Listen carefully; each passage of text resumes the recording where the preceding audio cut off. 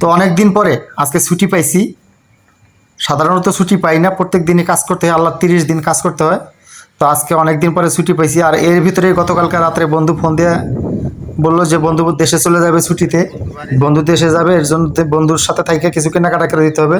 তো বন্ধুকে কেনাকাটা করে দেওয়ার জন্য, বন্ধুর কেনাকাটায় হেল্প করার জন্য চলে আসছি টাউনে, শহরে চলে আসছি বন্ধুর সাথে দেখা করবো। এখন বন্ধু আইসা আমার জন্য বসে রয়েছে। এখন বন্ধু কোন জায়গায় বসছে আর আমি কোন জায়গায় খুঁজবো, বন্ধুরে ফোন দিলাম, বন্ধু আমার একটা জায়গার কথা বললো। তো আমি ওইদিকে আগায় যেতেছি, আমার বন্ধু ওই যে ওই দিক থেকে আসতেছে, রাস্তা পার হয়ে আসতেছে আমার বন্ধু সাখাওয়াত। তো বন্ধুরে নিয়ে এখন যাব বন্ধুর জন্য কিছু কেনাকাটা করতে। বন্ধু বিশেষ করে স্বর্ণ কিনবে, স্বর্ণের প্রচুর দাম। তারপরেও বাড়িতে যাওয়ার সময়, বিদেশ থেকে বাড়ি যাওয়ার সময় স্বর্ণ না নিয়ে গেলে আত্মীয় স্বজনের মন ভরে না। তো বন্ধু যেহেতু বিয়ে শাদী করছে, কিছু স্বর্ণ তো অবশ্যই নিতে হবে। তো বন্ধুর জন্য প্রথমে যাইতেছি একটা স্বর্ণের দোকানে। স্বর্ণের দোকানে যাই দেখবো স্বর্ণের রেট কীরকম, পছন্দ হইলে স্বর্ণ কিনে নেব।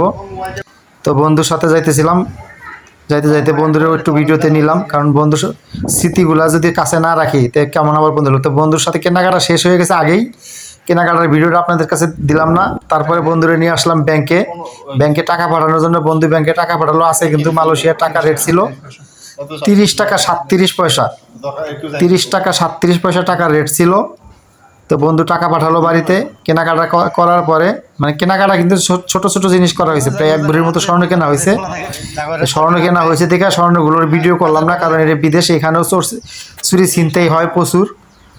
তো বন্ধুরা নিয়ে এখন যাইতেছে একটু ঘুরতে। এখানে একটা বাংলা দোকান আছে, সেখানে যাব দেখতে যে এখানে কি পাওয়া যায়। তো যেখান থেকে টাকা পাঠাই, আইএমই থেকে টাকা পাঠাই, এখন যে বাংলা দোকানে চলে যাইতেছি।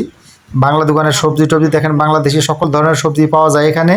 এটা একটা বাংলা দোকান, যেখানে আইএমির পাশে একটা বাংলা দোকান আছে। আর এখানে সব ধরনের জিনিসই পাওয়া যায়। যারা বাড়ি যায় তারা বিশেষ করে এই সব দোকান থেকেই কেনাকাটা করে বেশি, কারণ এই সব দোকানে, বাংলাদেশিদের দোকানে দরদাম করে জিনিস কেনা যায়। মালয়েশিয়ান দোকান থেকে যদি এইসব জিনিস কিনতে যান, তাইলে কিন্তু আপনার যেই রেট ওই রেটেই কিনতে হবে, 1 টাকাও কমাবেন। আর বাংলাদেশিদের তো অভ্যাস জানেনি, কোনো কিছু কিনতে গেলে তারা দরদাম করে যাচাই বাছাই করে তারপরে কেনাকাটা করে।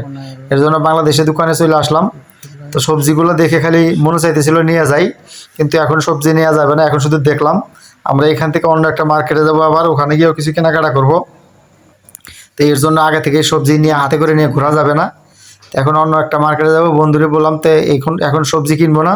বন্ধু বললো তাহলে সবজি নিয়ে যাও, সবজি তো তোমার এখানে পাও না। আমার এখানে কিন্তু এরকম টাটকা সবজি পাওয়া যায় না, কারণ আমি যে এক জায়গায় কাজ করি, আমার বন্ধু আরেক জায়গায় কাজ করে। আর এখানে কত সুন্দর সুন্দর ব্যাগগুলো সাজায় রাখছে। তা আমরা চলে আসলাম অন্য একটা মার্কেটে।